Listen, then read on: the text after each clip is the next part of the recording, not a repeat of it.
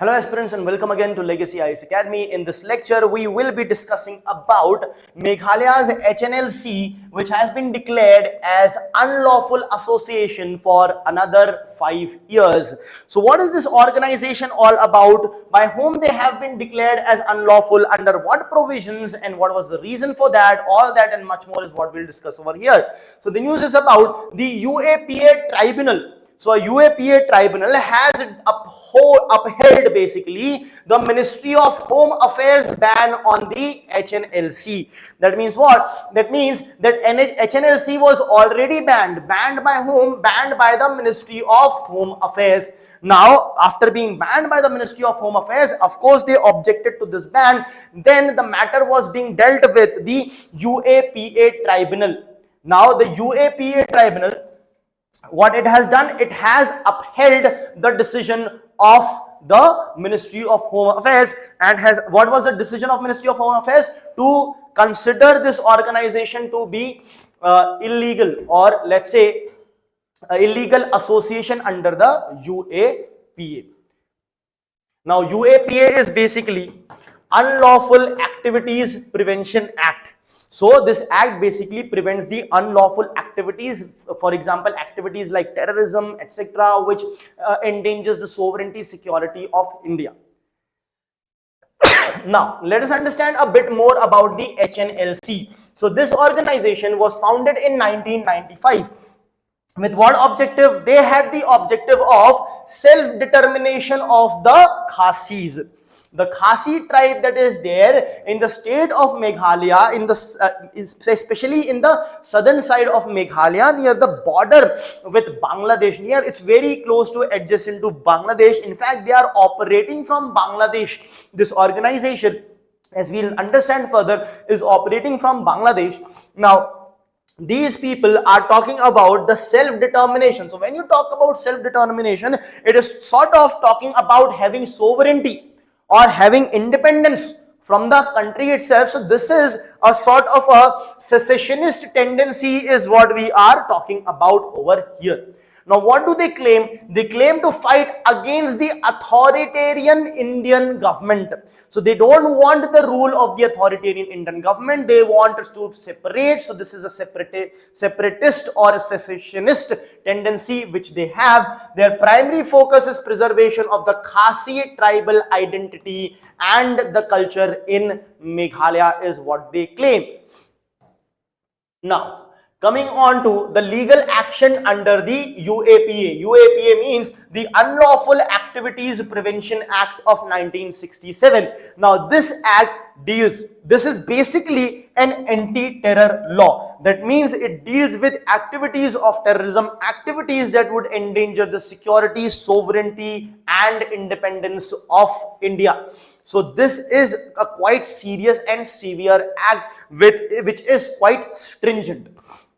Now, what are the legal actions that have been taken under this act is, the organization itself has been banned previously also. In fact, since then continuously it is being banned, or the ban is being extended year after year. So the first ban happened in November 2000 under again the UAPA, and the recent extension of the ban has happened in December 2024, subsequent to which of course the objection gets raised when it is banned. So objection was raised, but the UAPA tribunal that is there, so when the Ministry of Home Affairs bans, you can raise an objection in the UAPA tribunal. That tribunal has also upheld the ban by the Ministry of Home Affairs. Now what is the legal justification of the ban? The tribunal has said that there is a threat to sovereignty and territorial integrity of India by the existence of this particular organization, as a result of which we are upholding the ban imposed by Ministry of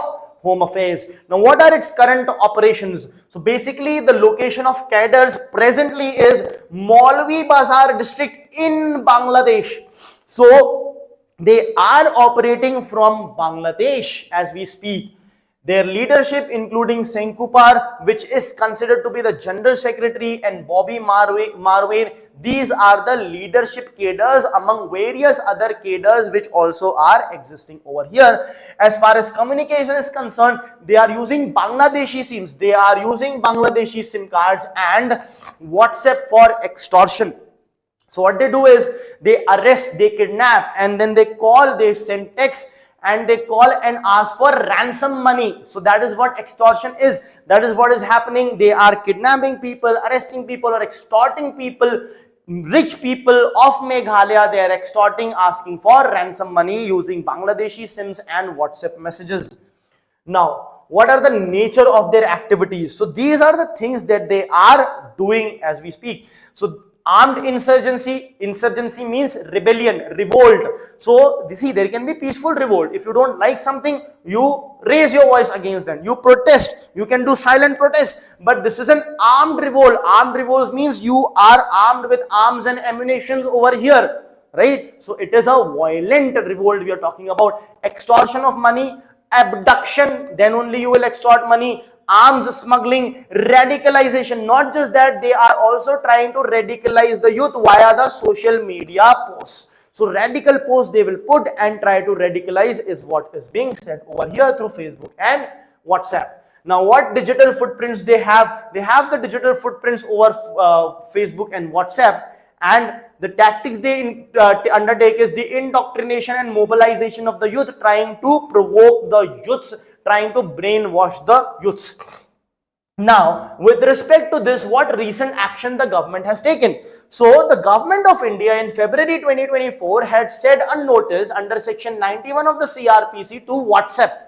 Yes, to the WhatsApp company, we had sent a notice. Notice for what? To give more information about them, all the documents, everything, all the messages that they might have said, and what all information you have, please give it to us, is what we ask WhatsApp. But what does WhatsApp do? WhatsApp has not yet replied. It's been over a year and there has been no reply yet on the two Bangladeshi numbers. So the Bangladeshi numbers that were being used to do all these activities, we asked more information on that from WhatsApp. However, WhatsApp has not yet replied to us. Now, does this organization have any linkages with other groups? Absolutely yes. It is linked with United Nations Liberation Front of Assam Independent One, that is ULFA 1, right? It is also related to such activities that has happened previously. The ULFA 1, if you are talking about, so you can see they are also armed with the weapons over here. It is a member of United Liberation Front of Western Southeast Asia, UNLFWC. Now it also, so what kind of linkages are we talking about? Sharing of training and the logistics support is what is happening. So that because this organization is quite small, it has been observed that probably around just 15 to 20 cadres are present over here, as a result of which they are taking help. Later on they might have their own things or even get merged with them or maybe expand further. That, you know, let's see what happens in the future. So the government is trying to control this. Government is banning it. It is its activity and its existence is not allowed in India. That is why they are working from Bangladesh using Bangladeshi SIM cards. Now what security data do we have on them? There have been around 48 cases in the last 5 years, last half a decade. There have been around 48 cases, criminal cases on them.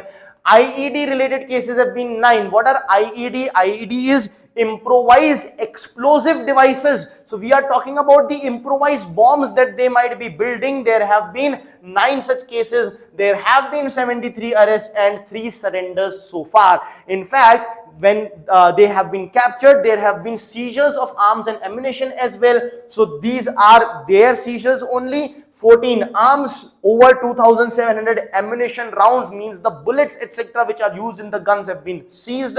23 detonators and 1 hand grenade have been captured so far. Now, what has been UAPA Tribunal's final observation? So UAPA Tribunal has clearly stated that they do impose danger with respect to sovereignty and integrity and independence of India. It is said that the HNLC, it continues to engage in armed insurgency. So if you want the ban to be lifted, of course you should stop doing all these things. You cannot have a violent organization legal in India, right? So that is what. So the reasoning is they have continued to engage in armed insurgency and unlawful activities with the intent, there is also the intent, with the intent to undermine the sovereignty and territorial integrity of India, is what is said by Justice Soumitra Saikia. So this is what he has said, as a result of which the UAPA tribunal has upheld the Ministry of Home Affairs decision to ban this organization for another 5 years. Thank you.